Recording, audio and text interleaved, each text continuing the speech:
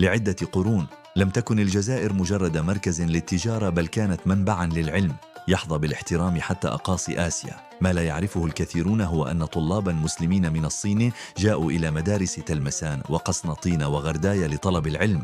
أسماؤهم منسية غير معروفة، لكن آثارهم لا تزال موجودة. في مكتبات الصحراء توجد مخطوطات عربية مشروحة باللغة الصينية حتى اليوم.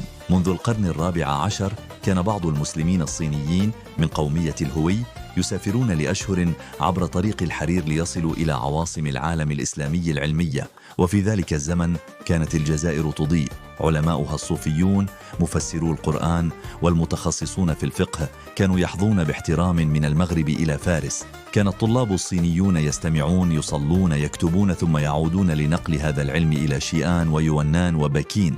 حتى في القرن التاسع عشر استمرت هذه العلاقة، فقد أرسل أئمة متخرجون من شمال إفريقيا إلى الصين عبر شبكات العثمانيين والتجار. إنها جزائر غير مرئية اليوم، لكنها كانت مركزا لنقل الإسلام السلمي المتسامح والعلمي. تلمسان، قسنطين، غردايا، مدن جزائرية صنعت مرشدين روحيين في كل أنحاء العالم، حتى في أماكن لم يتوقعها أحد. الصين